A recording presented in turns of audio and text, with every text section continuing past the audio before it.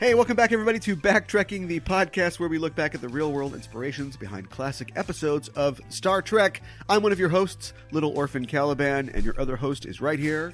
Hey, I'm Gooey. How's it going? And forget that shit. Here comes San Diego Comic-Con. Gooey, you know about all the news coming out of San Diego Comic-Con about Star Trek, right? About Star Trek? No, I heard about Blade. And I saw the Picard This is now trailer. a Blade podcast. Yeah, everyone shut up. We're talking about Blade. Yeah, no, I haven't heard about Star Trek at all from it. Oh, really. come on. Oh, okay, well, then you're going to find out right now. Yeah, blow as my the mind. audience is as well. But first of all, Blade. The thing about Blade is everybody's excited about Blade, but isn't like half of that... people don't have affection for the character. They have affection for Wesley Snipes as the character, right? And yeah, so, totally. No shade on Mahershala Ali. I mean, he's going to be a great Blade, but people are like, oh, yeah, Blade. But they're thinking about, like, ice skating uphill and open season on all shuckheads. And, like they're not... They don't want the guy from Moonlight to be like Blade, do they? Well, okay. I think people do. And I'm going to take this statement from a different tweet that I saw, but someone said they got the only person who you could cast and people wouldn't say, where's Wesley Snipes? And I agree with that. I think they're trying. Okay. All right. So that means, like, to me, that reads like they were really... It was a hard no on Wesley Snipes. It's not like they couldn't like make it work. They're like, we want to do Blade because that was, the first Marvel Studios movie. We want to bring it back into the fold, but it is not going to be Wesley Snipes no matter what. So now Damage Control, let's find the guy that nobody could complain that it wasn't Wesley Snipes. Yeah. And I think people, even though Moonlight is a totally different movie, I think, I think he is like got so much goodwill with everyone. Like, people are stoked on him. He's in stuff people like, other than Green Book, I guess. Yeah. But people loved him in Luke Cage, and people complained about a spoiler that happened with him. And he was good as you could be in A Little Battle Angel, I guess. As good as you could be, but I don't know. I'm pumped about it. I'm into it. Well, I am too. It's crazy. I mean, that was like the least of the news that came out of the Marvel camp at SDCC. But that's not what we're talking about. No. Star Trek's not owned by Marvel yet, although, I don't know, I feel like the clock's ticking. But anyway, yes, there were many, many revelations by Alex Kurtzman and company at the various panels at SDCC. They called it like in an event. It was Enter the Star Trek Universe. Signaling, I think, very specifically their desire to really expand what they've got and blow it up here. So I'll just go in order of no importance or shock to the system. We did get more information about what's going on or what will be going on in Star Trek Discovery Season 3. They have confirmed that the ship will be... Now, suddenly I'm slowing down because I'm remembering that Gooey probably hasn't finished Season 2 yet. So we'll just say that people who know what happened at the end of Season 2 and are wondering, did that really happen? It did. It did really happen. Okay. And the show is going to move forward from that point. They've also added a new actor, a guy named David. I don't know how to pronounce his name, but I'm going to say Ahala. That sounds pretty good. He was in Supergirl, the Supergirl show, and some other stuff. He is joining the cast as a sort of a mystery character for the third season. Also, it was announced that we knew that we had a whole handful of short treks coming up in the future, but we got a little more information about what those short treks are going to be. And big surprise of surprises, it looks like 3 of those short treks will feature the Pike Enterprise crew, either number 1, Spock, or Pike himself. Okay, cool. I'm still I've seen those, but I've not watched them. I'm still unfamiliar. I'm making my way. A couple of them, 2 of them I think will be animated, and one of them will, I believe this is separate from the Pike ones, but will feature H. John Benjamin and Tribbles. So, that's fun. Apparently flesh-eating Tribbles. I'm excited about those in general. Just they did. I remember back they tried to have those kind of things with like the MCU back in the day, and I was kind of bummed that they didn't keep doing those little short, videos. So I'm pretty pumped about them because I care more about Star Trek. as a musician, maybe you can tell me if this is valid or not, but the Marvel movies always feel like a musician who has like their solo album or their main thing, and that's, they work as hard as they can, put everything they can into it. Those are the Marvel movies. And then if that musician appears as a guest on somebody else's track on another album, or has like a funky side project, that feels like anything that's not a Marvel TV show. So the Marvel short films, the entirety of the Netflix shows, everything that was on ABC, like Agent Carter or whatever, Agents of S.H.I.E.L.D. It all feels like, it's like the Beatles have, they've got Get Back or whatever, or The Long and Winding Road, and then they've got You Know My Name, Look Up the Number. They're just fucking around. Right, yeah. And, sometimes those can be good enough where you're like, okay. I love You Know My Name, Look Up the Number. Oh, fair enough. Yeah. Some of those things you want to add to the canon, and sometimes you're like, this is truly just like some stuff they threw out there. Yeah, it's clearly not. They're half-assing it. No whole ass on that one. But yeah, I am looking forward to them. I did like I think the idea more than the execution of the original 4. There's some really great parts in them. I think some of them, when they first came out, a lot of the things that happened in them, you're like, okay, this is kind of weird. And then we learn later on that they are all setting up certain events in season 2. Which I guess makes sense, but I hope that it looks like, from what I've seen of the quick trailer, there's a trailer online for these on YouTube. It seems like it's more fun, like they're having fun with it. I don't know, the Tribbles thing couldn't set anything up, I don't think. It's just, they're expanding with their storytelling with these, which I think is probably the most exciting thing. Is H. John Benjamin in the show? Yeah. Oh, okay. He's in the Tribbles one, yeah. He's, do you want Tribbles? Because that's how you get Tribbles. Yeah, he's some kind of scientist who is doing something with Tribbles, and I think it's going to be wacky because he's in wacky things. Yeah. Okay, I'm excited about that. That's great. Yeah. Well, some more news that we got was we got a first look at the Star Trek Lower Decks animated series. It will premiere in 2020. We found out that it's set in 2380, so it's set 1 year after the events of Star Trek Nemesis. Which I guess at this point technically makes it a prequel, since another show that we're going to talk about in a little bit takes place at the turn of the century. Yeah, so, I mean, I guess this is, though, kind of what we were hoping for, that it's, like, sort of in the future, right? Or beyond the series we watched. They've shown some art of some characters. We've got some character names. And they released some names of the actors. I have to admit that I don't actually know a lot of these actors. I'm sure they're very famous as voice actors. I do know the name Fred Tatasciore. He's in that. Jerry O'Connell is apparently in it as well. Oh. Yeah, if you remember him, and some other people. There you go. And it takes place on a ship called the USS Cerritos, which sounds like a Mexican snack. But it's one of the, quote, least important, unquote, ships in Starfleet, and it's a support vessel for other better starships. I did see some screen caps of this, I believe, of some of the characters and stuff. Right. Looks kind of cute. I don't know. Yeah, we'll see. We'll see how far this kind of Rick and Morty thing can go, because even the animation looks a lot like Rick and Morty. So yeah. Cautiously optimistic, I guess. I don't know. Yeah. Make me laugh. Dance, monkey. Dance for me.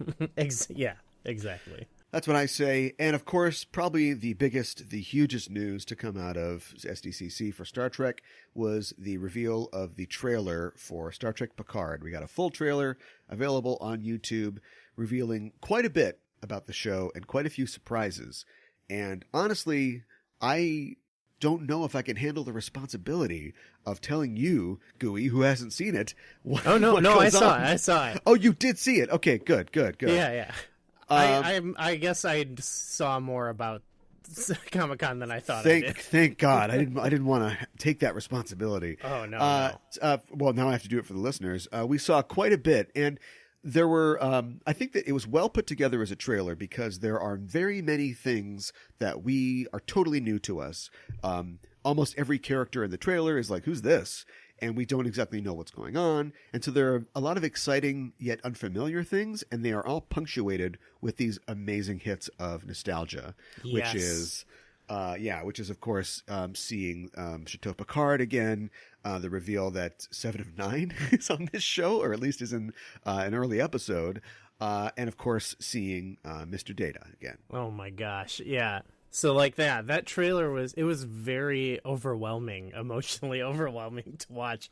Because, like, I was excited. I was excited by all the new characters you're seeing and, like, seeing how it looks in general and, like, the technology. That got me excited. And then, like, I was, like, irrationally pumped when 7 of 9 showed up. And then, like, every time I watched it, like, the Data part, like, gets me. And it's so much to see Data again. The first time I saw it, I don't think it even went in. Like, it just kind of flew by me. And I was like, okay.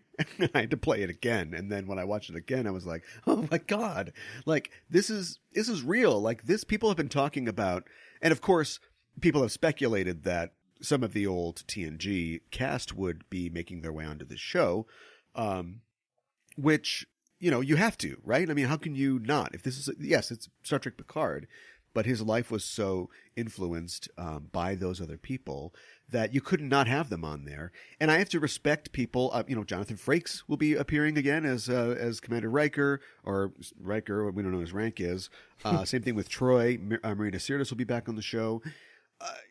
Everybody kept it quiet. Do you know what I mean? Like everybody, people even asked them, and they were like, well, I'm mad. They should ask me to be on that show. And it's like, they asked you a year ago. You already knew you were on that show. Right. And it's still, I guess it's still too soon to say, because I was sort of worried, like, is this going to be a trip down memory lane, or is it going to be something new, or is it going to be too new? And it seems just like the perfect mix of, like, both, I'm a bad Star Trek fan because the first thing that Star Trek fans want to do is go online and second and third and fourth guess everything and try to show off their knowledge, and tell other people they're wrong. I am just, that exhausts me, so I remain, cautiously optimistic. The one bit of second guessing or maybe third guessing I do is that, I know that Patrick Stewart is in on the writing for this, which I think is a good idea because he's played the character so long. But the last time they let him kind of write, we got a dune buggy. Do you know what I mean? Like in Star Trek Nemesis, which is the worst film. So, we all know he's a great guy, but can he have perspective, as both the star of the show and a writer on the show? And I think this shows that, he can. It would be easy for him to go, no, this is Star Trek Picard. This is my show. We don't want to go back to that old stuff. But I think he understands how important those characters are to the Picard as a whole. Absolutely. But what if a dune buggy shows up? Then I'm just gonna have to take off my communicator pin and throw it down and just could be out. Cool though. I don't know. Yeah, I guess. Yeah. No, it's been shown in the past, like anytime, like when they've let Shatner too have the reins. It's like it's never the best outcome. Yeah. So hopefully we can avoid that kind of thing. But this looks pretty good. Yeah. Data does look kind of weird, but... Well, people are talking about that. Yeah, I don't know what you can do. Unless you've got the, like, Disney, deep fake money. Yeah. That they're, I'm okay. I'm okay with suspending my disbelief a little bit and being like, yeah, Data looks different because the actor is older or whatever. Yeah, and this is how lazy I am as a fan. Like, I could swear that at some point we established that Dr. Soong actually built in subroutines that would allow Data to age if he wanted to, share that human experience. I'm not sure if that was in a novel or if it was in just some obscure line in an episode or something. But what are you going to do? You want the actor back? He's older. I don't know. Maybe we're just, maybe we're doing that. Maybe we're this is pre-effects pass, or maybe he got stung by an android bee. We don't know what the problem is. Yeah, they could go the Terminator solution, right? Where it's just like, he ages. No big deal. Yeah, right. Oh man, Terminator. Terminator. Terminator. Star Trek. What's the connection? How do we do that? I've come back from if we did an Outer Limits trekking, there is a connection between Outer Limits and Terminator. Oh yeah, we'll make it happen someday when we run out of other movies to watch. However that happens. I have had a pretty exciting last couple weeks, and I don't want to go on too long about it here. You can actually get an update on it if you want on my other show, Enterprising Individuals. We have an episode this week coming out where I talk about where I've been the last couple weekends. I was at a con called Convergence here in the Twin Cities doing Star Trek stuff. That was great. Then we went the next weekend to a convention called Shore Leave, which was in Baltimore, Maryland. And it is a long-running con. This is the 41st year of Shore Leave, and it's Star Trek con, but it's also other sci-fi as well. But, of course, Shore Leave, a reference to original series episodes where the name comes from. And it's attended by writers, professionals, authors, many of the authors who I've had on Enterprising Individuals, people who I've known for years through Electrons, I got to meet in Meet Space, face to face, which was kind of great. I had a good time with that. And then there's also like stars are there as well. Some non-Trek stars. There's people from. Do you watch Supergirl? I don't watch Supergirl, so I didn't know who any of these people were. No, I don't. There are a couple people from Supergirl and other shows there that people are really excited about. If you remember the episode where people of DS9, where people break into the station and they try to steal the Dax symbiont from Jadzia Dax. That guy is played by an actor named John Glover, who's also played Daniel Clamp in Gremlins 2, amongst many other things. He was classic. there. Yeah. And then as far as Trek goes, Nichelle Nichols was there, the actress behind Uhura, as part of her sort of farewell tour. I think that she's kind of getting to the point where it's like, yeah, probably not going to do this anymore. So she's kind of on a farewell lap around the country. And then Anson Mount and Ethan Peck from Star Trek Discovery were there as well. Wow. Okay. And did you get to see anything like with them, meet them or anything? It was in a pretty impressive lineup. Yeah. They did a couple panels where they took audience questions and stuff like that. Of course, everybody grilled them about if there was going to be a Pike show, if they'd be appearing in anything. And they, they were pretty tight-lipped about it. I mean, they knew that these, I'm sure these short treks that they filmed were already in the can, but they knew they were coming up and didn't say anything. And the thing about Anson Mount, you see Anson Mount on the screen as Captain Pike, and he's got a very sort of rakish, sort of windswept hair kind of look. And there's this thing where you see somebody on screen, on a 2D screen, you meet them in real life, and it's not always quite the same. You have to kind of get there's that moment of adjustment where you have to click into place. Oh, okay, this is that human being that I've seen on the screen so many times. Yeah. I gotta say, when you see Anson Mount in real life, he is Captain Pike. He is that exact same guy. Oh, he looks exactly the same. If you see Ethan Peck, for instance, I know he's got the bowl cut and the beard on Discovery, but when you see him in real life, it's a little different. But they're both real good looking dudes, and they were there. And it's funny because the author friends that I have that go to this con, they've written a lot of the well-known sort of famous books in the Star Trek extended universe in the tie-in novels. On Saturday nights, they always take over the bar at the con hotel and just kind of shoot the shit and just catch up and have fun. And so we were doing that on Saturday night. And at one point, maybe 9:30 or so, I look over at the bar and I see this guy leaning on the bar, looking like he's in a cologne commercial or something like that. and it's Anson Mount. Wow. And Anson Mount's sort of there, and I guess he's just ordering or he's getting a hamburger or a drink or something. And the funny thing was, standing next to him was a really tall guy in a Judge Q costume, the full-on wimple and the Guinan hat, and the robe and everything. Amazing. And they were having a conversation about something because the guy was standing there for 20 minutes, and I'm like, well, I'd watch that episode. That sounds like I want to see that episode. Pike meets Q.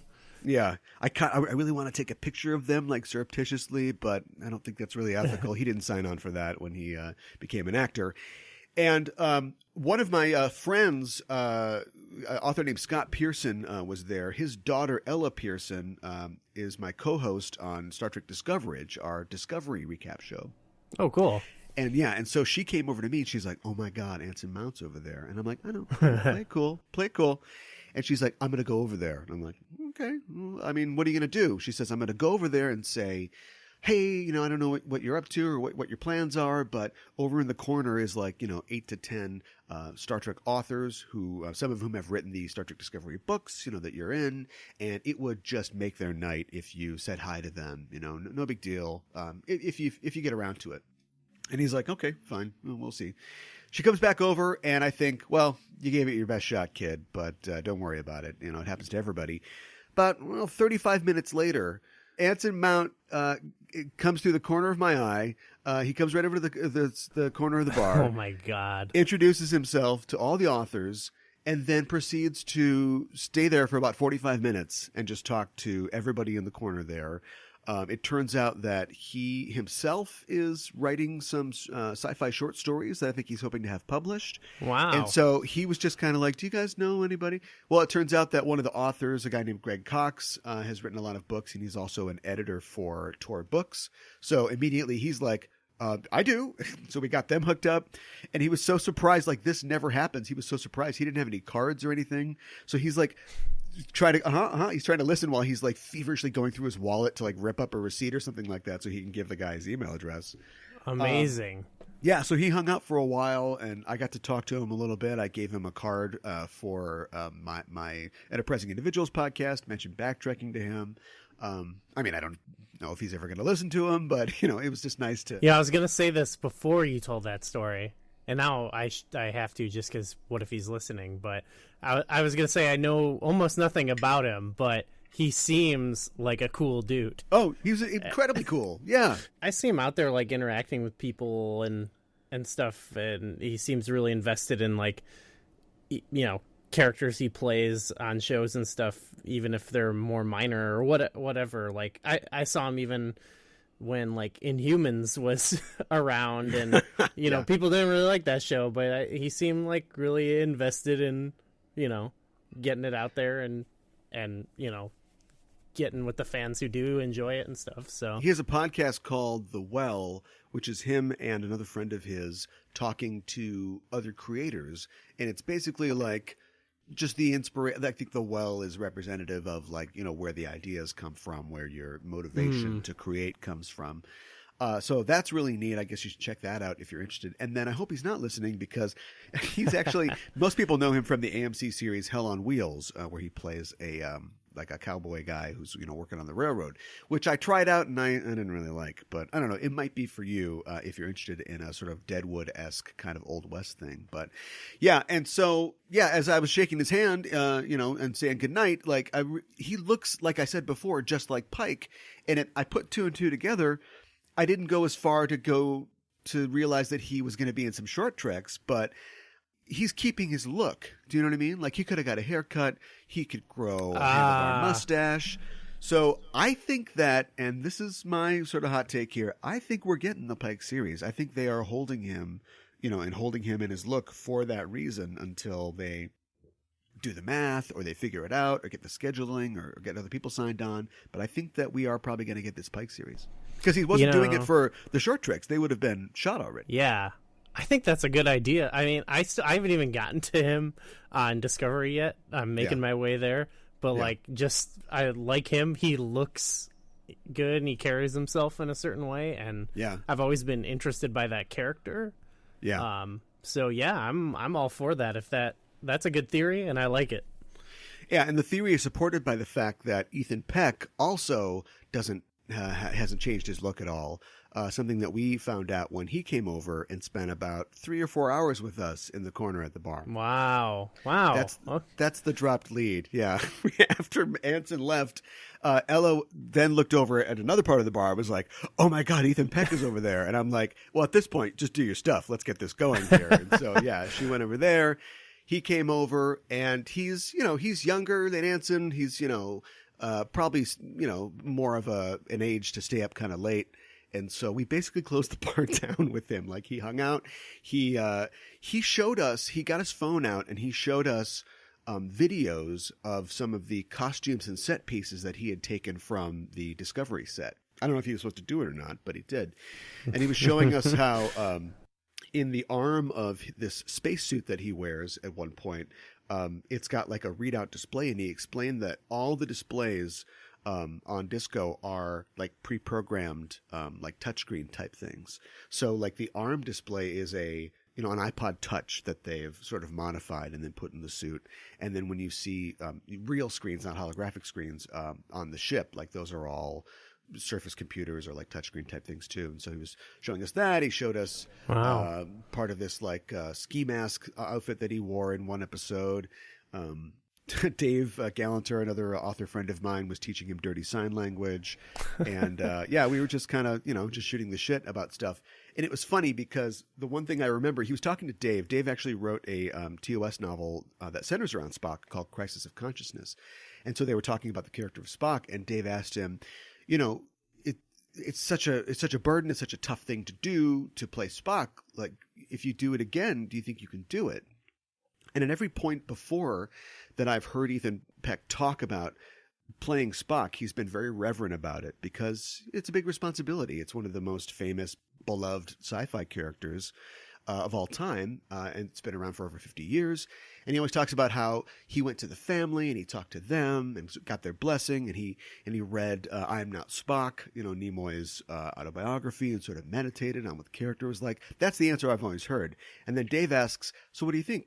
Could you do it again? And he's like, yeah, I can do it again. I got it in me now. Yeah, I'll crush it. My gosh. No, that's good. That's good. That might be the fancy Hollywood whiskey talking, but yeah, I just liked hearing him just be kind of cocky. He's like, yeah, piece of piss, no problem. I'm glad though. Like, you want someone to, because it's post Nimoy or whatever. It's like other actors have to become Spock, and you just right. When we were watching Body Snatchers and I saw Leonard Nimoy, I'm like, yeah, Spock is in this movie, yeah, right, which he wrote that book or whatever about how he's not Spock, but so I'm glad that someone else could at least feel comfortable embodying him now. Yeah, smash it up, make it your own. I'm glad too that we've talked about now how we've gotten away from the JJ, the Kelvin timeline or whatever, and appreciating it more and more. I think one thing I appreciate about it now is kind of like kick the door down of like people portraying those actors, and now maybe there's a little bit less of like, God, how dare this person try to play Spock or whoever, Yeah, you gotta just, break the seal. And I also think it's ironic that Alex Kurtzman, when he wrote those first two movies for J.J. Abrams, I don't think he had any idea that he would have his hands on the wheel of Star Trek, all of it, the universe going forward. So I wonder how he now looks at what he did with those first two movies, which, like I said, I've come around, but I think are generally looked at as being not that great. And now that we're going forward on TV, will forever be this sort of oxbow, this kind of vestigial sort of leg or limb on the franchise, where it should be noted, the original Spock died. We sent Spock to make a franchise, to make a side thing, a satellite over there. And then, that didn't work out. And now there's no way to really. So I've heard speculation about trying to sort of bring them back in or kind of repatriate them into the universe. And maybe Picard will address that. But yeah, it's just kind of weird. It'd be like, I don't know, if you tried to like reinvent something and then no, we don't want that. And then did you ever see Bumblebee? Are you a fan of the Transformers movies at all? I'm not a fan of Transformers. I'm not a fan of the Transformers movies, but I was a fan of Bumblebee. Yeah. I actually didn't see it, but I heard it was good. And I heard that it, in a lot of ways, was what people kind of wanted the whole time as far as like Transformers went. Totally. But then it didn't do very well, so I guess we're not going to do that. Yeah, that's pretty lame. It reminds me of like, it also reminds me of like, I don't know, like the Halloween series or something, where it's like, we just keep rebooting it. I don't know. Yeah, it's just weird. It'd be like if you were hired to reboot something and it didn't really work out all that well, but then you kind of went, well, we could kind of just, and then you get hired on the main series and you're like, well, I'll just do all that stuff here and then everybody will like it because it's the same thing, but it's got the right label on it. Yeah. I say just let that timeline be what it is, But they have kind of ported it back in because, I enjoy new Trek on TV, but it's definitely punched up. It's more kinetic.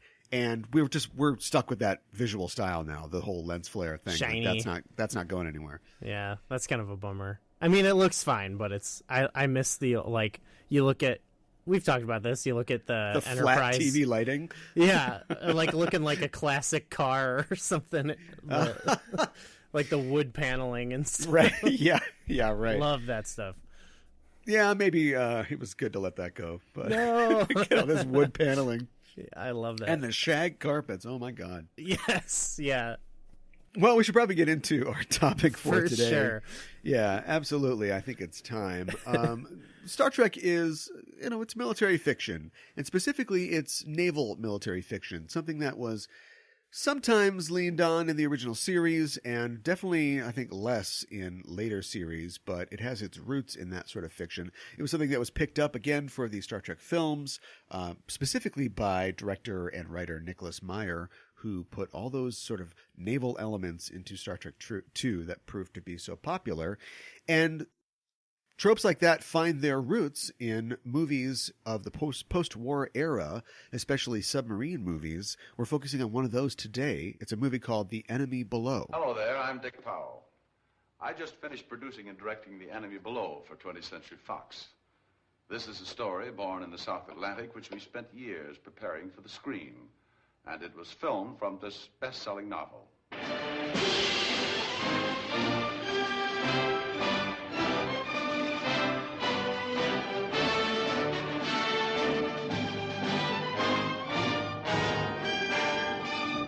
The Enemy Below is the story of a duel to the death between two men. The captain of a destroyer, played by Robert Mitchum, and a submarine commander, played by the great continental star, Curd Jurgens. Here is the incredible drama they lived as they played the deadliest game of all, with depth charges, streaking torpedoes, and 233 fighting men tracking, stalking, hunting each other through 1,000 miles of exploding ocean. Beats me how they get men to do it. Do what? Go and sit in that coffin down there.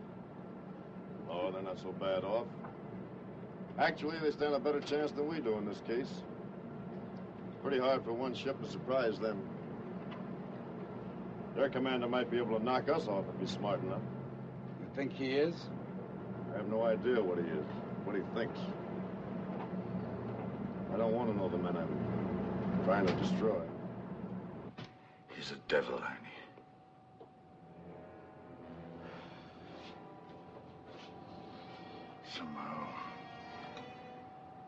Somehow we must lose him. Or kill him.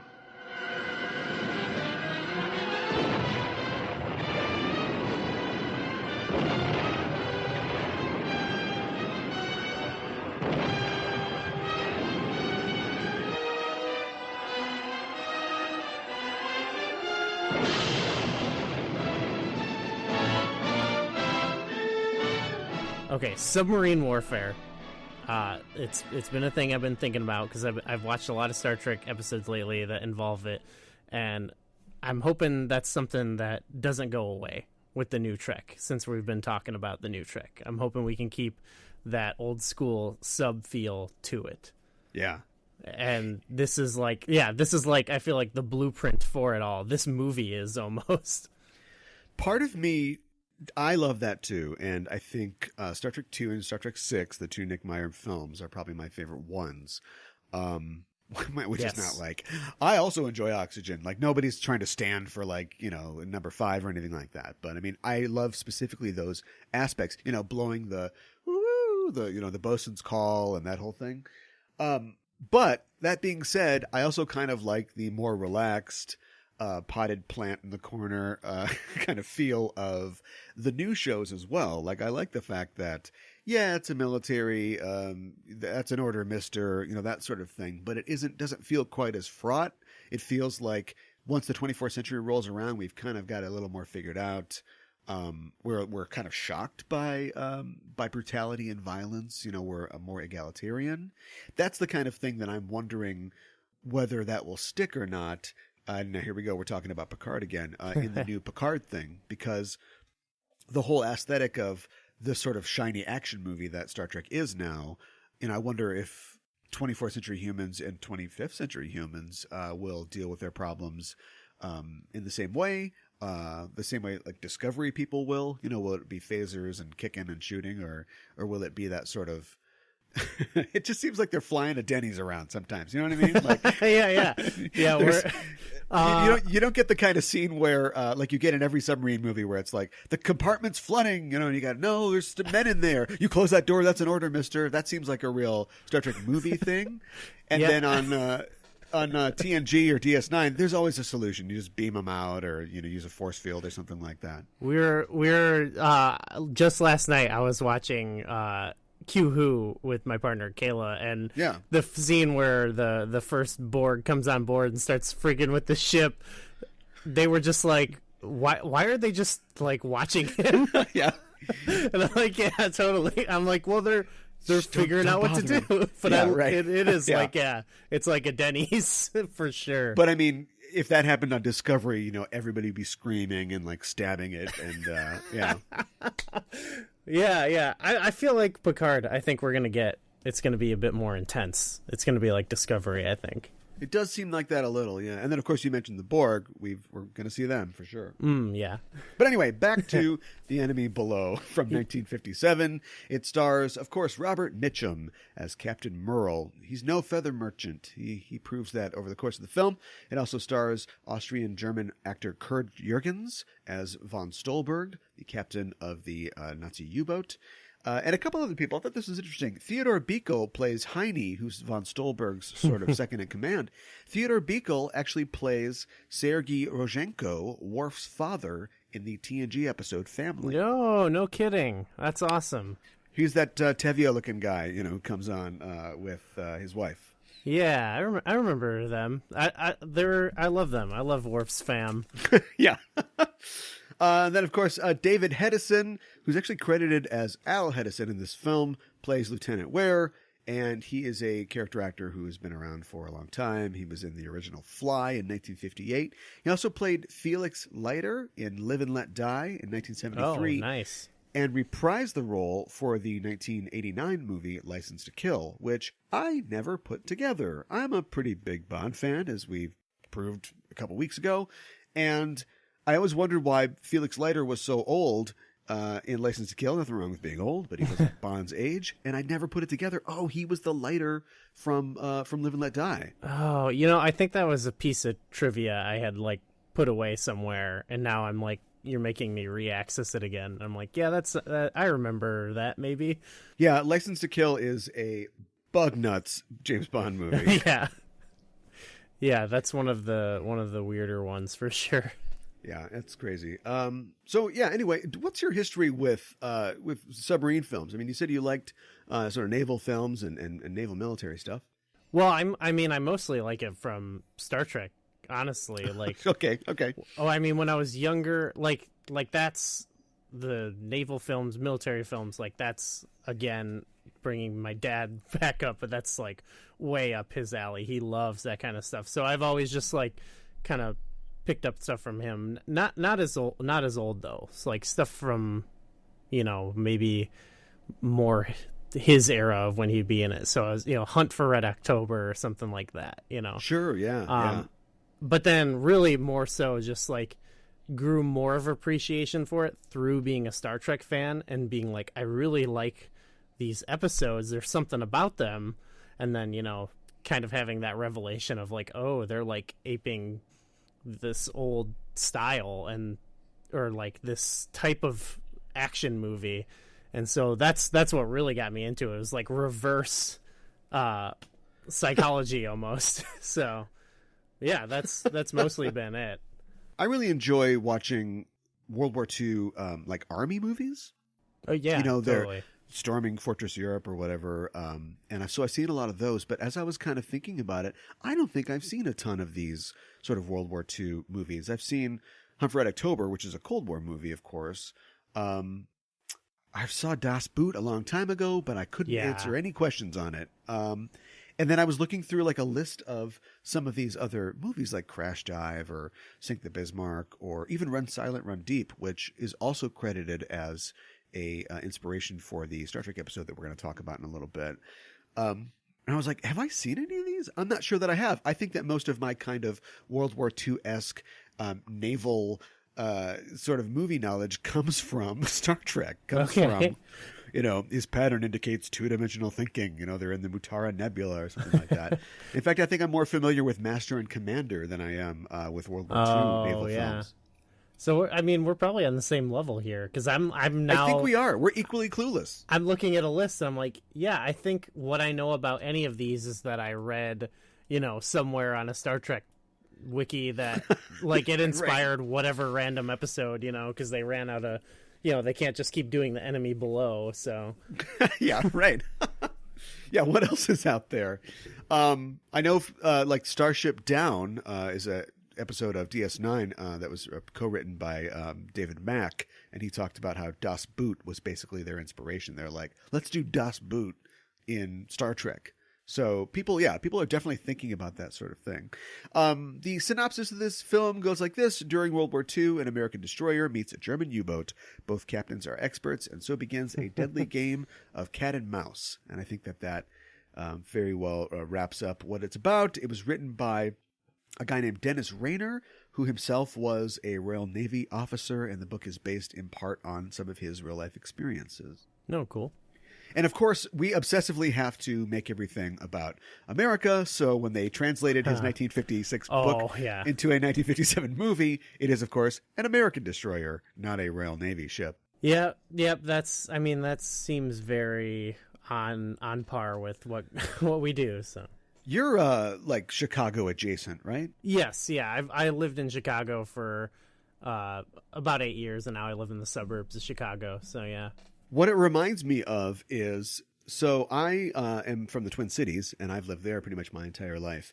And the Twin Cities, we're Vikings fans, right? Right. And we consider the Packers to be our mortal enemies. But the Packers don't really even care about us, because the Packers-Bears rivalry has been going on since the first page of Genesis. Yeah. And so, to me, it's like the Americans are the Minnesotans in this, and they're like, yeah, we hate those Nazi scum. We're going to get them. We did it. We won World War II. And meanwhile, like, the English and the French are like, hello, we've been doing this forever. For years. What are you talking about? Yeah. Wow, yeah, that's pretty apt. Who's France? Oh, you got to extend it. Well, who are the Anglo-French Lions? Yeah, they're Detroit. There you go. Exactly. Yeah. Always a bridesmaid, never a bride. Never won the big one. But, yeah, so anyway, back to the movie again. It's not that we don't want to talk about the movie. It's just that, like, here's my criticism. I think the movie's kind of slight. I think that there is a lot to like about it, and we can go through, scene by scene if you want. There's definitely some great scenes, but the whole thing feels almost like a propaganda film. Like, it goes down real easy. I've watched it a couple times now, and every time I watch it, again, I'm surprised because I forgot what happened the first time, because it doesn't really stick with me. Interesting. So I've only seen it now twice. I watched it twice preparing for this because we had a bit of a gap. I watched it right away, and then I forgot it, like you were saying. There you go. But actually, so I was watching it the second time, and I was like bracing myself because I was like, am I going to like this as much? And I liked it more, actually.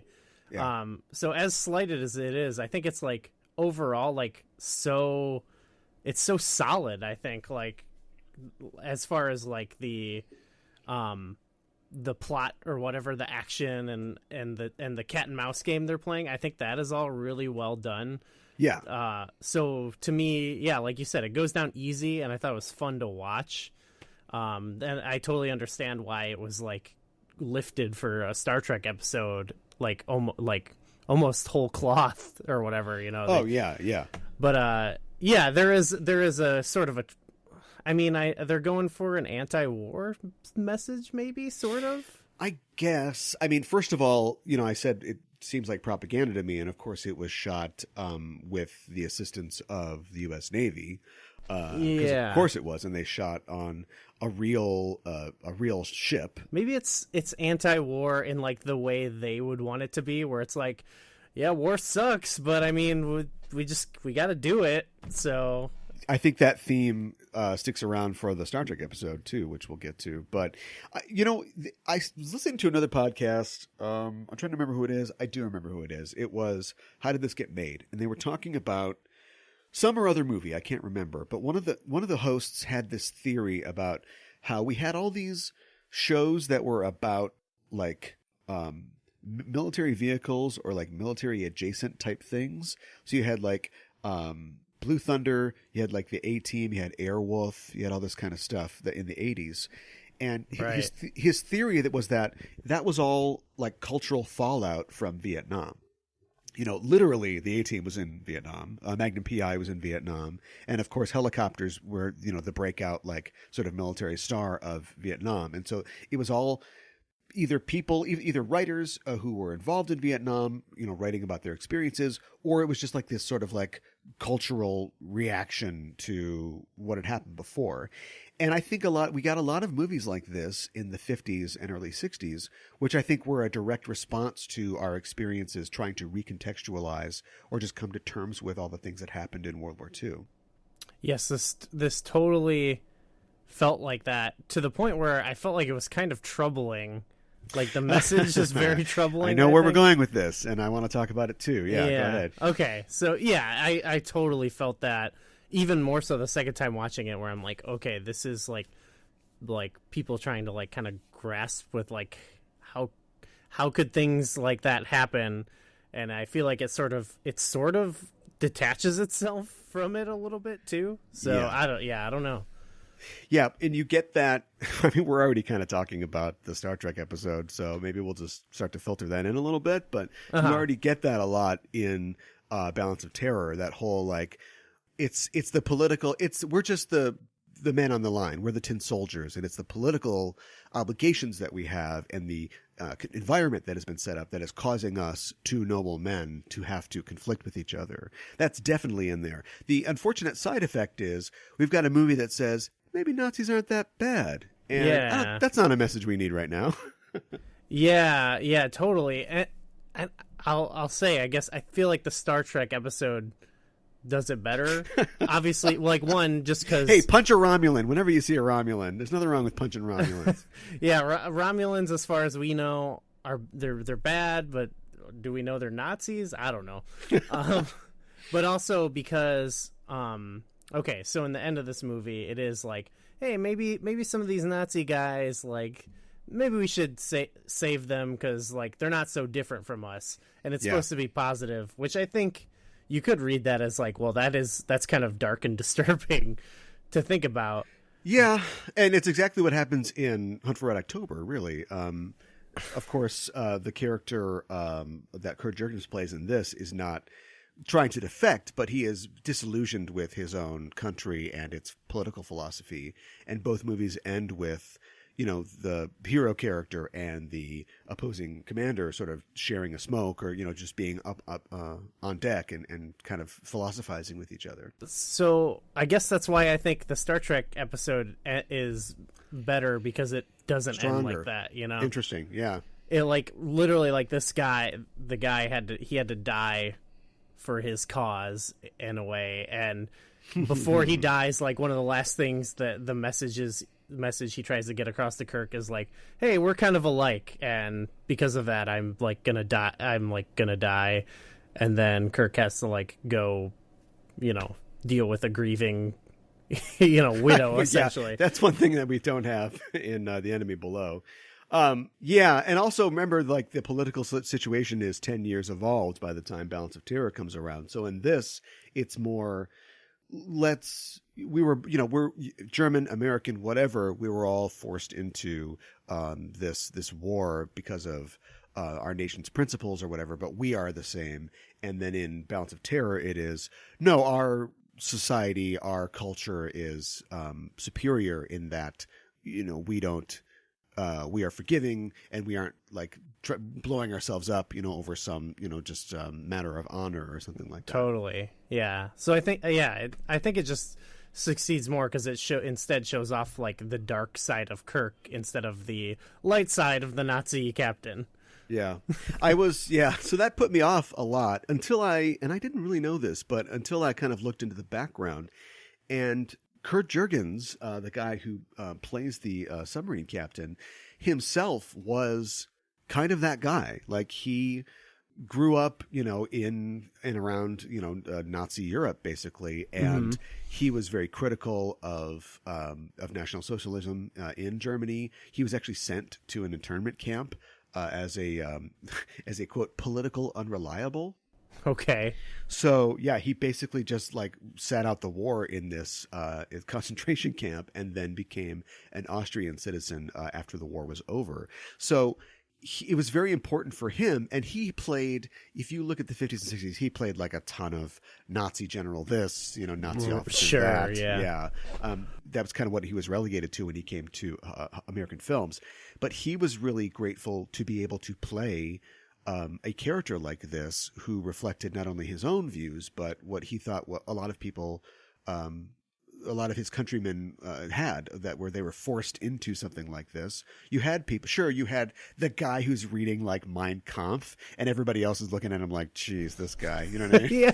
Yeah, we get it. You're a Nazi. That was so ridiculous. Jurgens, himself felt like there were a lot of people who were in that same situation where they just had to do this. They didn't have a choice. His story is pretty fascinating. Yeah, but those people lived in Germany under an oppressive regime. They weren't deciding to get a tiki torch and a polo shirt and volunteer to be a Nazi.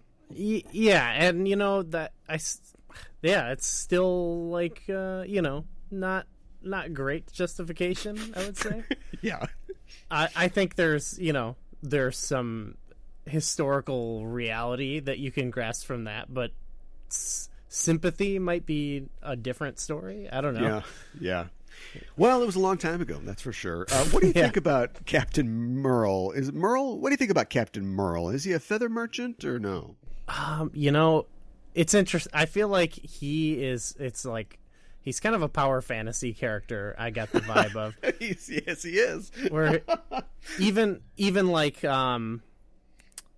talk about John McClane again, where it's like they set him up to be like maybe out of his element or whatever, or at least everyone thinks he's out of his element. He's certainly in action not as vulnerable as McClane, but I got this vibe of like, there's all the crewmen talking about him. I'm like, oh no, like what's gonna happen with him? But then like he steps in and like he's very like Kirk like, where it's like all the calls he's making are just like he's killing it, he's crushing it the whole time, and I'm just like, yeah, he's so likable because of it. He makes all the right choices and he comforts everyone. I'm like, oh, okay, wow, this is a total like movie you watch to like be inspired by a dude, I guess. I guess I actually had a sort of opposite sort of view. And since this is, we're throwing caution to the wind on this show. Come on, there's a pig boat in the water. It's going to put a fish in us. We got to do whatever we can. Let's just talk about the Star Trek episode right now. Let's bring it into the conversation. We're talking about Balance of Terror. Captain's log, stardate 1710.0. The Starship Enterprise is under heavy attack by an enemy vessel. Obviously, their weaponry is superior to ours, and they have a practical invisibility screen. Helm, hard over. Phasers, fire, point blank.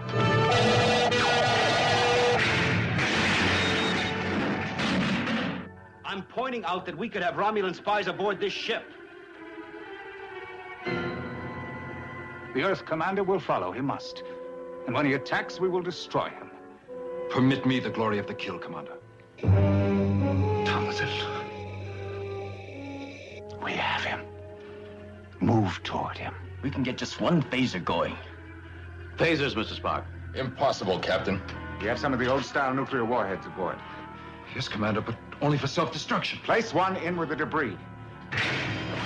An episode from the 14th or 15th episode of the first season of TOS, written by Paul Schneider. He also wrote The Squire of Gothos and the Territon Incident for the animated series, directed by veteran series director Vincent McAveety, and of course introducing the character of Romulan Commander, played by the guy that plays Sarek, Mark Lenard.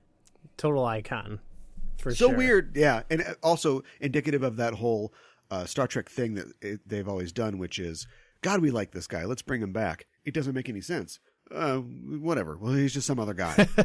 So like he's the guy that literally proves that Romulans look like Vulcans, and then later on he's Spock's dad. It's like you think that somebody would have said something. He looks like nearly identical, you know. Yeah. Like I watched this actually with Kayla as well, and it was one of those things where when because Kayla's not as familiar with like who the Romulans are or whatever, and it was like when he showed up, it was like, wait, is this like someone related to Spock or something? Because everyone's like looking at Spock, you know. It's like, right. Yeah, it's very weird. Like if you watch them out of order. But of course, yeah, the reveal is that we've never seen the Romulans before. Something that Enterprise viewers will know, they had to go to great pains and lengths to keep from showing the Romulans on screen, or at least our characters seeing them. They fought this whole, this whole space war with the Romulans without ever having seen the face of one of them. Yeah, that's the prequel challenge, I guess, huh? Well, yeah, and it's the power creep. You know, power creeps into the past if you're doing prequels, because they had just envisioned people probably in gleaming, 50s sci-fi metal spaceships and tubes or whatever. And of course, when we get to Enterprise, we want to see Scott Bakula looking at a view screen, and so they've got everything that the Kirk Enterprise has. So why do we never see these guys' face? Maybe they got some cool masks they like wearing all the time, but they got their way around it. But this is the first reveal in TOS that the Romulans are out there, of course, and they look like Vulcans, of course. I think it's explained later that there is some sort of offshoot between a separation between the Romulans and the Vulcans. And also, it also makes it so that the Romulans predate the Klingons. They are really like the oldest, longest running Trek villain, if you will. Yeah, they're iconic for a reason, for sure. Well, that's maybe the only reason, because I'm with some other people when they say the Romulans are kind of boring. Oh, okay. Why does everybody like them? They've got a great... I'll give this to them. They've got a great fashion sense. They've got a great concept for their world, right? Pointy-eared space Romans. But it kind of stops there, doesn't it? I think it's the fashion sense helps. Like, like love that quilted, the quilts and the drapes, and yeah, they got it going on. As far as the gateway into them, and then I think it depends on. I'm just thinking about like episodes I remember and stuff, but it's just like like in this episode, it's like that iconic portrayal that Mark Leonard does is so good that I'm just like, oh yeah. I know he doesn't represent all Romulans. Or then also thinking of In the Pale Moonlight, and it's a fake or whatever, and the attitude that guy brought. I think there's just been some great portrayals that that I remember more about them from the original series, just from this episode alone. Sure. Than some of the Klingons. Yeah, and we're going to get more, of course, in Star Trek Picard, for sure.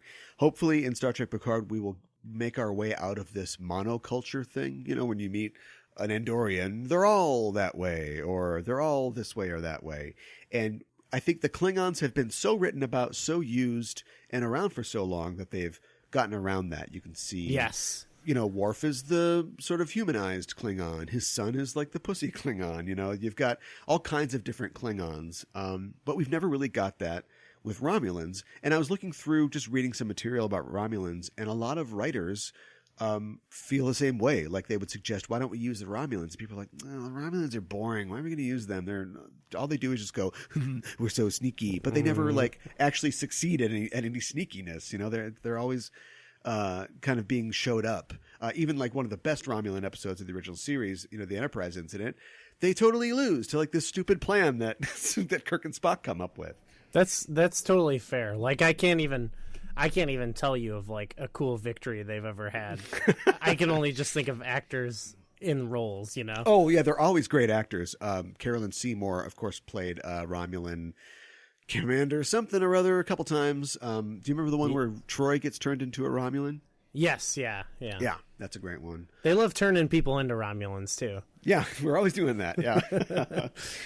So the reason I bring it up, not only because we're called BackTrekking, but also because I actually think that Kirk fits onto the Nazi commander on von Stolberg in this movie better than he does onto Captain Murrell. Okay, yeah, I can definitely see that. He's a bit more emotional, right?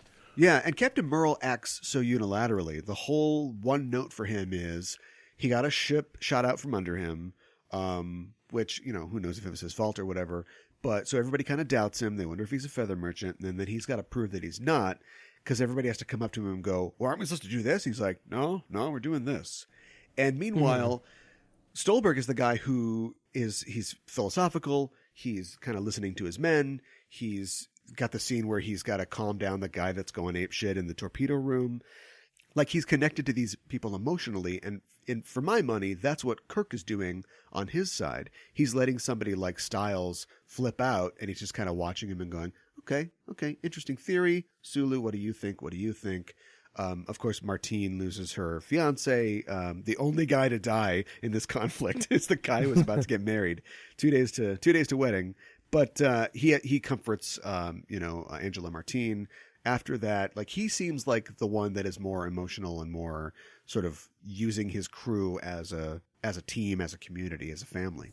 Yeah. I think when I compared him to Kirk, that I was more like reaching for like Murrell is who I'm talking about. I think he was acting more of like as like a how you'd expect. Maybe Picard, but like a Star Trek captain too, where it's like they're good at like just doing it all, you know, like Picard just like always says the right things in these encounters and all that stuff. Yeah. That's how I felt Murrell was, where it's like you just watch that and you're just like watching a guy making moves and you're like, yeah, he's doing it all. He's crushing it.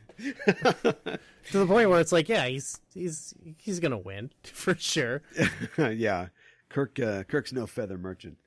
So, you know, other than that, I think there are a lot of points of connection between these two films. I mean, they're basically just the same thing. They are. Only it's with Star Trek flavor on the other one. Yeah. I think, in Enemy Below, of course, Murrell, once the ship is sort of hit, you know, by this lucky shot, by von Stolberg's sub, they do the fake out. You know, they burn mattresses on the deck. They try to make it look like they're worse than they are, playing possum, so they can get this shot in with the deck gun.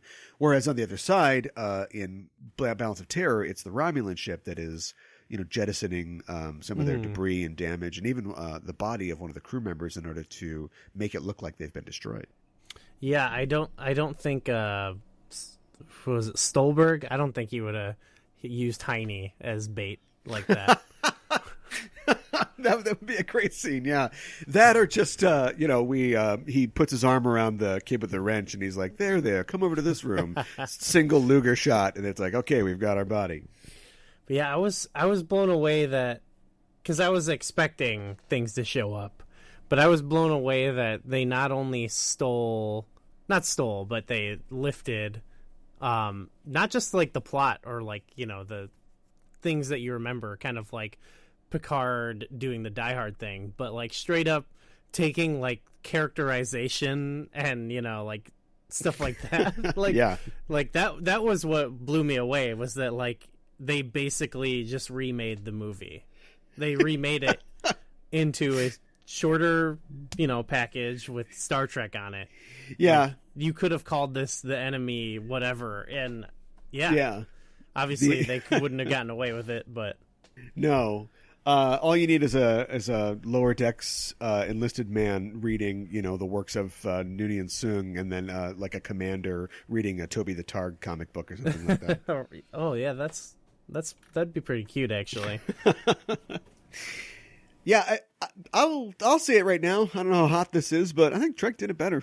I think I think Trek added more layers. You know, there are a couple sort of loose ends or hanging chads or whatever in the Trek thing. I think it's a cool reveal, and of course it has great storytelling ramifications for the rest of the Star Trek universe, but nothing is ever really made out of the fact that the Romulans look like Vulcans. Like, that is a huge revolution. They should immediately get on the radio to Starfleet Command and be like, you guys got to know about this. But all it's there for is just to power the paranoia and distrust that Styles feels for Spock, which never really comes to a head. It does mathematically, in that at the end of the episode, you know, Spock is able to save Styles and not Tomlinson, But anyway, and then Styles forgives Spock and is like, well, I trust you now. But other than that, like, they never really mine anything really good out of the whole paranoia angle. Yeah, I mean, I think that was an interesting thing to add. Like, it didn't like feel to me like that shouldn't have been there. I just felt like, yeah, that's like a weird like side mission they have going on, essentially. But as far as like the main story they lifted, I feel like they did it. Yeah, I'd agree. Actually, I think they did it better. Just by, I think the kind of changing sort of the takeaway from it was really what got to me. Like, I thought that made it so much more impactful. Yeah, and having like this crew or these two crew members getting married at the beginning is definitely an interesting way to start a Star Trek episode. And then we get to bookend it by having Kirk show his compassion and just showing like this is something that a commander has to do sometimes, which is not only lose men, but have to sort of, you know, be the sort of counselor and support for the rest of the men who have lost those comrades in arms. And there's nothing really like that in Enemy Below. A kid loses all his fingers, and Captain Murrell's like, "My bad. Well, you can go home now, son." Yeah, that was another one. You'll be back at your job in no time. I was a watchmaker. I'm a watchmaker. Well, what are you gonna do? that was one of those ones where I'm like, well, it's like it feels like he's like saying the right things, but only because they like wrote it that way. Where it's like he says the thing to him, and the guy's like, "Gee, thanks," you know. Like, thanks for coming down here. There's similar circumstances in that the German boat keeps trying to go back to heading 140 because it's steaming to meet its rendezvous where there'll be more ships. So that's kind of the ticking clock there. And of course, in the Star Trek episode, we're trying to catch the bird of prey or the warbird before it crosses into the neutral zone and gets away. Yeah, it's an amazing that I think they made it an improvement and changed those little bits of things. I think that helps a lot, the neutral zone aspect. And it's kind of funny how it's like they did it in like, 2/3 of the time, basically. Yeah, right. While adding stuff too. Yeah, and you also get the idea that, I mean, when you think about it, like Rome was the first Reich, right? So it's kind of Romans equals Nazis, kind of, or like a wavy equal line. So you've already got that. They're both operating under this militaristic government, but the commander is, he's a man of spirit and sort of poetry. You've got the Romulan commander. He wants to stop off and look at a comet, and he's like, "It's so beautiful in the darkness." Of course, that's how we end up, that's how the Enterprise ends up catching them, is because they wanted to stop and look at this comet.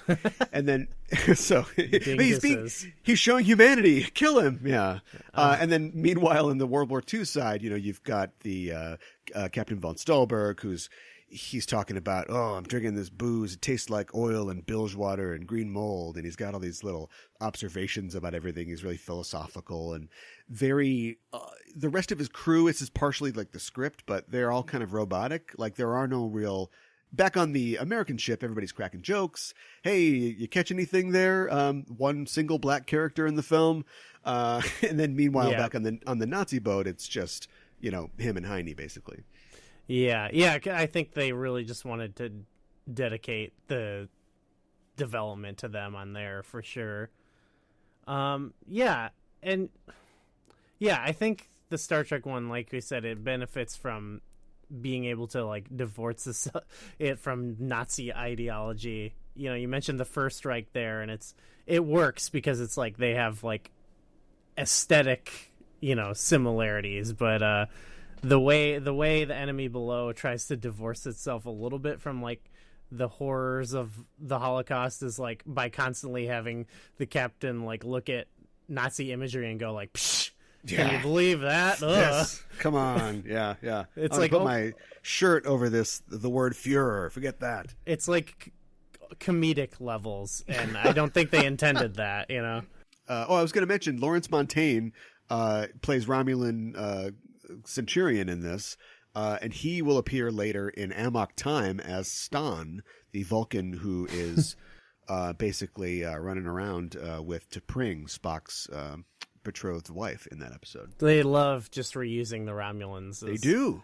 They knew what they wanted out of a person's face for those characters. Yeah, but the Romulan commander is the same way. Like, he's kind of critical of his government, and he's like, well, they want to do this, and why are we doing this? And so, yeah, I mean, I think there's definitely a connection there. I don't know if Schneider or the writers at the time saw the same thing. Like, we're basically taking a Nazi character who is like, no, well, I'm not so bad, and then turning him into I don't know if they saw the same parallels there, but they definitely saw the same emotions. Yeah, and I think they captured it in it's very similar feeling, almost like the sadness I think that they both convey is there. But yeah, I think the Romulan, it works better as a whole. Yeah. I liked the different sort of aesthetics that you see. The destroyer, of course, is above water, and it's a little more open. Everybody's got their, uniform shirts on, maybe a life vest or something like that. And then you go down into the U-boat. Everybody's in wife beaters. They're all greasy and sweaty. And apparently you can wear anything you want as long as you wear your hat. Like, that's your uniform. That's the only dress code. Yeah, right. Well, they definitely weren't, he's like clearly not interested in abiding by the rules of the Fuhrer. So. Right. Yeah. Yeah. And they're the kind of underdog hero. I mean, he literally has like a blue collar shirt. They're kind of the working men type thing. Yeah. I thought that was an interesting division. Because Murrell or whatever was just like crushing it the whole time. So yeah, and he was a civilian shipmaster before the war. He was somebody who wasn't in the Navy, and then they needed like boat captains, and so he was brought in that way. Yeah. Again, I think sort of fulfilling like this like everyman power fantasy. Yeah, you can go from civilian to like boss captain in no time. Yeah, if you're good enough. Yeah. Screw the little guy. Up with the elite. That's what it is. Apparently, too, U-boats, it was pretty cramped on that set, but that is, of course, a set. But U-boats are even more cramped than that. Have you ever been to the U-boat at the Museum of Science and Industry in Chicago? Yes, yeah. I don't remember how small it was, to be honest. It's pretty small. Yeah. Yeah, they're going more cinematic there, right? Right. Yeah. Well, you got to move it around the camera and everything, but yeah, it would have been even worse than that. I wonder if they would have a record player. I mean, it's a great scene, but in a situation where noise is very important, why even have a record player? Why have somebody just listening to Bill Haley in the comments or whatever, and then whoops, no, we got to turn that off. That was nuts. I loved how like bonkers the like let's put this on and just like to you, my friend. To you, my friend. Yeah. The Star Trek didn't have that. So. No, they didn't have that. In fact, they had to. This is where I think you can see the framework behind or the sketch behind the painting, because they have that specific scene where Spock is in the vents. He's working on something. And then his hand slips and he hits like a thing that sends a signal out. And of course, there's no sound in space, but that serves as that scene where somebody drops a wrench or something like that, or a guy sneezes and it's like, oh, shh, no, just be quiet. Yeah. I think that works better in the Star Trek episode too. Oh, really? Okay, sure. Because it's like, I don't know. I get what they're going for in the with the Nazi song they're singing, or it's not even a Nazi song, but the song they're singing. I get what they're going for there, but there's a part of my brain, the like dumb nitpicky part of my brain that's not taking in what's actually happening, going, why would they do that? Like, yeah, right. If I was there, I would simply not play the record and sing along.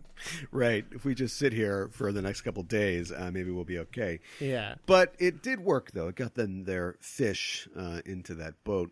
Totally. Something else in the Star Trek episode, I guess, as we kind of wrap up here, the Romulans have not only invented an invisibility screen, but they have this plasma weapon that is apparently very devastating.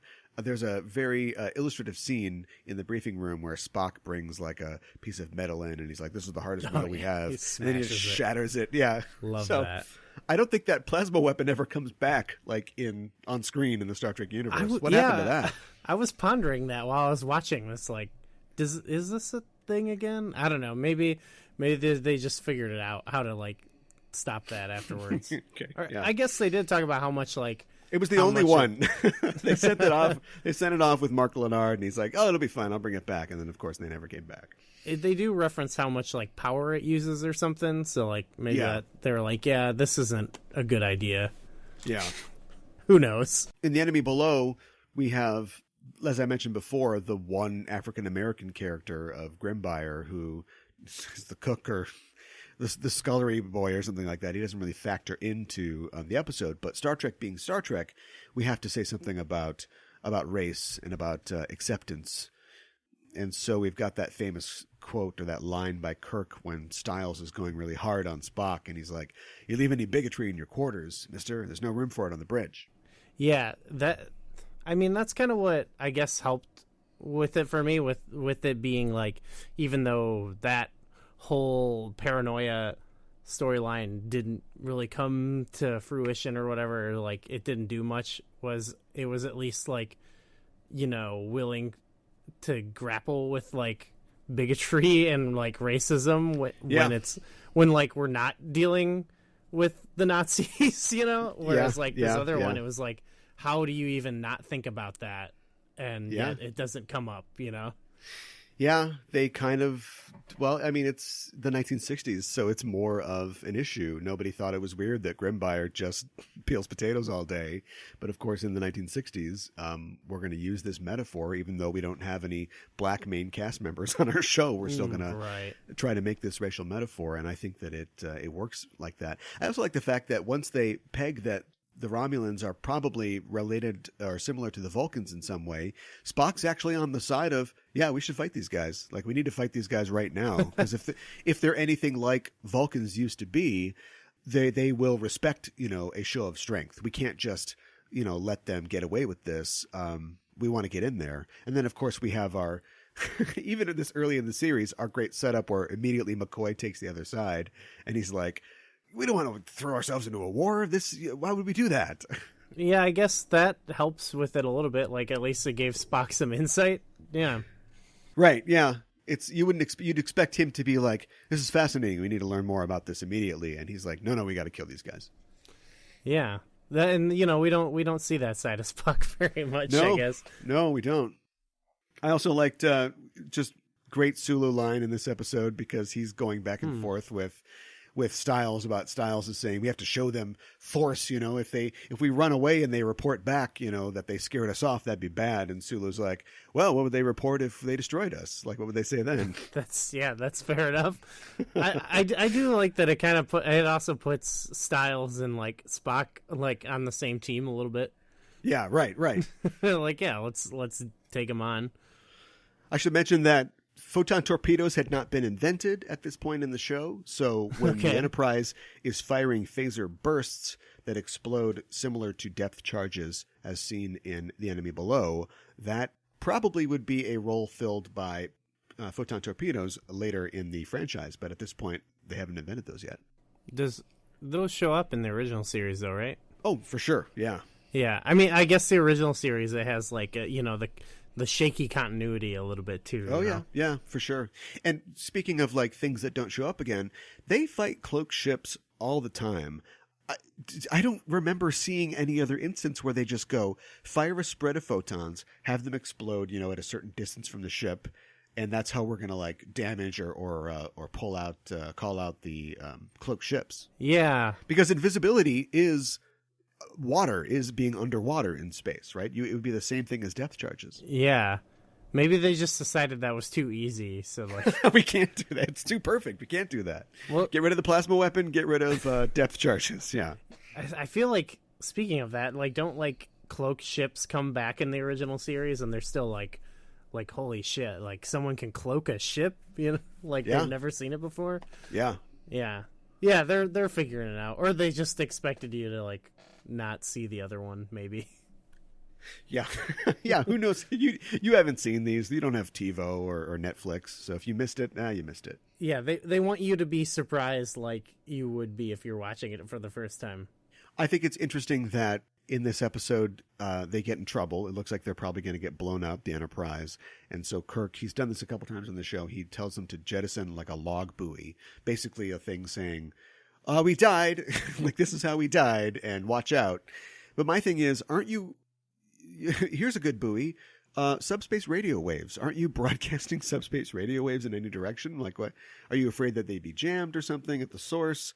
Why can't you just send a message to Starfleet Command? Look out for the invisible ship. Yeah. Well, maybe it's just like fire out the black box. Yeah, it's like a extra measure, maybe. Yeah. I don't know. Pretty weak. And what else? I like the fact that we see phaser control. It's the first and only time we see on the ship that something happens when you say fire phasers. It isn't just a button that goes to the phasers. But watch out for that phaser coolant, because if that stuff gets out, now you're in trouble. Oh yeah, not the keep phaser coolant. Those phasers will heat up on you. You got to watch out. I love that concept of phaser coolant. I wish that that was more of a factor in more episodes. Yeah. Don't let that leak. And of course, it's purple smoke that's, I don't know, probably printer toner or something like that. It's probably how Nimoy got COPD in the first place. That was an awesome visual, though, I think. Yeah, it did look cool. Smoke. Yeah. And you can only save one person, so make sure it's that guy that needs to learn a lesson. Yeah. If it was the other way around, I think it'd be a little suspect. Yeah. This is the first time we see a chapel, not Nurse Chapel, of course, in Star Trek. And I think it's interesting. It's the first time we see a Catholic in Star Trek, because as the episode opens and the couple approaches the altar to start the ceremony, Angela Martine kneels down as a Roman Catholic would do. The chapel is a little ridiculous, I'll say. Just the whole vibe. Didn't they play like "Here Comes the Bride" or something like that? Right. Too? Yeah, they did. Just definitely like it looked very 60s sci-fi, which is, you know, what the whole show looks like.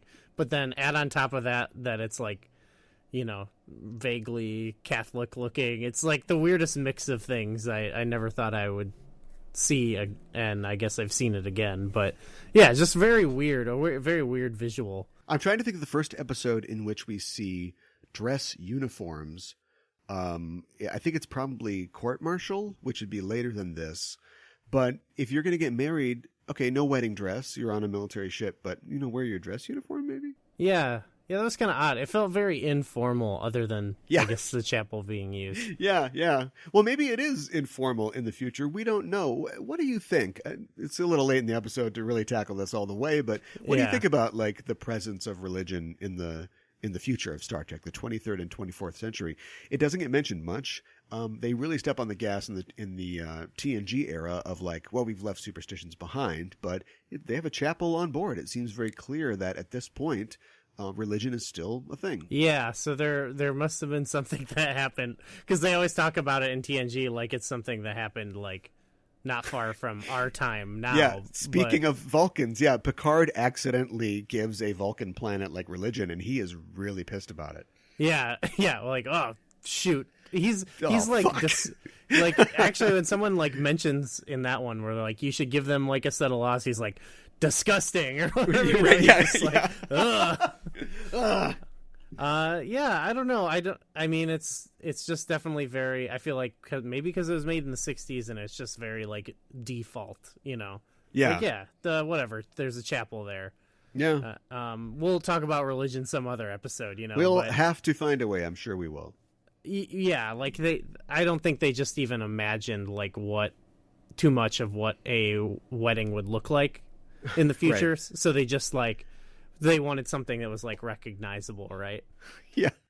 And it's the first season, so you call down to props and you're like, can we get like a wedding? Oh, we can't get anything. Okay. Veil? No veil. We can't afford a veil. Okay. All right. Well, the captain will just marry them. I think they go more all out with the weddings and like TNG or whatever. Yeah. I think Keiko has like a cool wedding dress or something. Oh, for sure. Yeah. But at this point, not much. When Picard marries Keiko and Chief O'Brien, he uses the same speech that Kirk does in this episode. I love that. And it's a good speech. It's a great speech. So, like, with the visual of the chapel and, like, trying to be something recognizable, I like that the speech, like, almost, like, calls that out, too, you know? Like, the tradition of marriage, you know? Yeah. I should mention, last fact before we bring it home here, the Romulan bird of prey prop that we see in this episode was created, as many of the props from the show were, by prop maker Hua Chang, who worked for the show unofficially, in an unofficial capacity, for the first two and a half seasons. The reason it was unofficial was, I don't know what the deal was, but for some reason, like, he wasn't in, like, the prop makers guild or whatever the organization is. That's like the union for prop makers. And so therefore Paramount couldn't, like, hire him on the books. So the people who were in charge, like Robert Justman, were going to let, like, a good prop maker go to waste. And so they set up this, like, arrangement where they would buy his props and then, like, say that they found them, like they bought them as is, like from a prop store or something like that, and then get the money back to him under the table. Which, that's really weird. Well, it is weird, but it worked great. I mean, we got, like, you know, ship models, we got, you know, phasers and all these other things that Hua Chang built. But somewhere around, like, the end of the second season or the beginning of the third, somebody got wise to this at the studio and cut this deal out. And so they couldn't do that anymore. And and so Hua Chang was having trouble getting paid now because he hadn't been paid for some stuff that he already did, and he was understandably pissed. And he took this model, this beautiful Romulan bird of prey model, the only one that existed, went back to his backyard and smashed it with a sledgehammer. Oh my God. Wow. So when you see Romulans in the third season episode, the Enterprise incident, they talk about, like, Romulan ships and a Romulan bird of prey, but that ship isn't there because they wanted it, but the prop was gone. It was in pieces in Hua Chang's backyard. Did they just use a new model? They just used they actually had to use the Klingon D7 ships. And then they threw a quick line in about, like, oh, it looks like the Klingons and the Romulans are sharing technology because we don't have any Romulan ships. Oh, my God. Because this wacky guy destroyed it. Yeah. Now, if you watch the episodes on Netflix now, you won't notice that because they've digitally gone in and added a Romulan bird of prey. Come on, guys. Yep. Commit to it, I think. Yeah, because exactly. now that line is going to, unless they took that line out.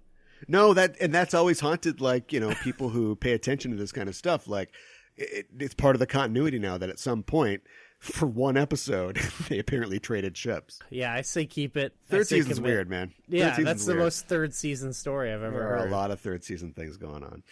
Well, I think we buttoned it up for the most part.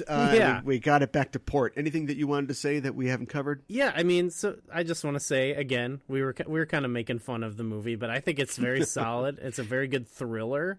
Yeah, and it's a good watch, and it's really well made. I wanted to shout out the part where when the U-boat first shows up on the radar and the score plays a little ping there when it comes up every time. Very awesome moment. Yeah, just super well made. Like, you read that description of it and I'm like, that describes the whole movie. Like, it's, you know, it's just a simple, straightforward event that you don't, and because it's a submarine warfare, it's it's like slow paced in a good way. Yeah. So I just wanted to shout out the movie despite its weird conclusion, sharing a cigarette with a Nazi. Yeah, right. Good flick. Yeah, amongst saving him from a fire that they kind of set. Like, they poured the gasoline on all those mattresses. And so, you know, part of the ship's on fire for real, but part of it's like the fake fire. And it's like, oh my God, we got to get out of here. Right. And that captain, he was probably like hung like not long after this movie. Oh, for sure. Yeah. Right? So, you know. Speaking whatever. of Judgment at Nuremberg. Yeah, right. Yeah. Right. Well, technology is at the core of the story of both of these pieces of work. And as per usual, we want to do our technological exchange. That is adding Star Trek technology to where there is none and removing it from where there is. I'm going to remind our audience. And we're going to come up with some. Did you crack the code about how to remind people about this? Tattoo it on their foreheads or on the back of their hands? Or should maybe we take out skywriting? Skywriting, take out a full-page ad in the New York Times. Our list of technology is 10 things. It's phasers, holodecks, tricorders, transporters, warp drives, replicators, communicators, shields, advanced medical technology, and androids. And the die says 1. That would be phasers. So how would the enemy below be different if the combatants had phasers? Well, I was pretty sure that no matter what came up, it would be an ultimate game changer because... yeah, phasers are just going to tear through whatever ship, I guess. Yeah. I mean, they work underwater, right? Are the depth... well, do they? I bet they would be... because it's like it's phased energy, right? So I bet you could... it'd be like a laser. Like a laser can go through water, but it'll, dissipate or weaken faster, right? So maybe they'd have a shorter... you can't shoot across a planet with them. They would have just like a shorter range. And maybe they would boil the water...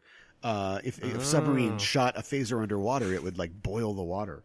Yeah, I'm imagining in this situation, it's not like, oh, they've had phasers forever and like now they're building ships taking that into mind. Sure. I like to imagine the movie has started and then out of nowhere, like the Star Trek ferry shows up and it's like, you have phasers now. Just plug some phasers in, yeah. And so like things, the water's getting boiled, like their ships can't even like handle it, like their ship's melting because they have phasers. Right, yeah. That's something that they always have to worry about in Star Trek is like, we need to divert power to this and to that. And in a World War II scenario, you've got like a boiler, like the ship has to operate at a flank speed or something. So they've got to divert power from the boiler to get the phasers going. Yeah, everyone's now armed with a phaser too. The depth charges, they don't explode. They just like shoot phasers in all directions trying to hit the sub. Yeah, I think I think we're going to get the same outcome where both the ships are totally wrecked. Right. But yeah, I think the Germans, they're still gonna bite the dust. Right. They come in close and we hit them with the deck phaser. Yeah. So if we take phasers out of the equation Oh my gosh. for Balance of Terror, where are we at now? Well, do we give them the naval technology? It's just totally ineffectual. It is an exchange. Yeah. They're shooting off depth charges. Range 3 million kilometers. What's the range of like our torpedoes? 2 miles. A nuclear bomb, right? They do. Bomb? Yes, Yeah. they use a nuclear bomb at one point, and I like the fact that it's a big deal, but it isn't like that big of a deal. Do you know what I mean? Yeah. Because Roddenberry, he himself was in World War II, and I think that he was impressed and awed by the bomb, like a lot of people. But he was I think he was anti-war ultimately, and so he didn't want to give the bomb like this. Oh my God, the bomb like this amazing power. Instead, they just use it like the guy on the Romulan ship says it's just for them to blow up, basically, like it's a self-destruct device. And when they use it on the Enterprise, it rocks the ship, and then some people have some radiation burns or whatever, but otherwise it's like, it's fine. Yeah, I feel like they're like, that's kind of messed up that they even have one. But maybe because of the implication that it's for blowing yourself up. I don't know. That's kind of explicative right there.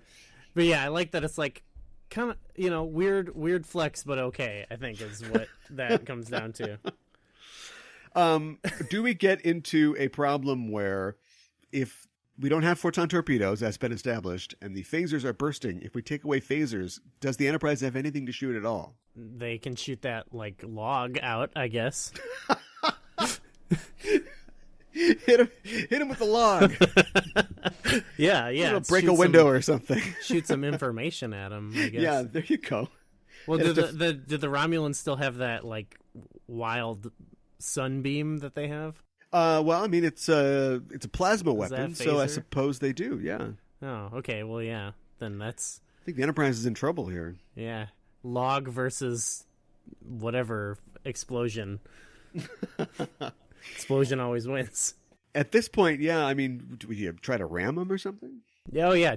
Well, that's then we have the end of the movie again, I guess. Right. Oh, yeah, that could be a cool... Okay, that's spinning off a new sci-fi series, but it's instead of, like, naval battles in space, it's like demolition derby in space. Right. I don't know if anyone's ever done that, but I think that could be... There's some fertile ground there. I like this. Yeah, I like this idea. Yeah. Just smash them up in space. Yeah, I'm okay with that. Yeah, the USS Whitehurst is the ship that stood in for the Haynes in this film, and they shot, all of the action or all the sea scenes on that. That looks great. There's a couple spots where it's like, oh yeah, this was when they used miniatures, and I'm not sure they totally pull it off. Oh, I guess I didn't really notice. I just, yeah, I didn't. Thinking specifically about like the ramming scene. I can't even recall that now. Once again forgetting the movie, I guess. So as solid as I claimed it is. The thing about things being small that they figured out, I think probably later than this, is that water specifically moves differently when there's a little bit compared to when there's a lot. So the key is to slow things down. Do you know what I mean? Any good 70s, like Superman, the first Superman movie, like when the dam blows up, that's all miniatures, right? But you got to slow it down and give it some weight. Yeah. That's interesting. I've never actually considered that aspect of it, but otherwise it's a little bathtubby. Yeah, it's wobbling around. You can see the like a rubber duck kind of chilling there too. Right. Yeah. Yeah. Right. What if they had rubber ducks? What if Kirk had them? I guess he could shoot those. Just the rubber ducks. Good luck, you guys. I think your guys are screwed, but maybe you'll invent photon torpedoes.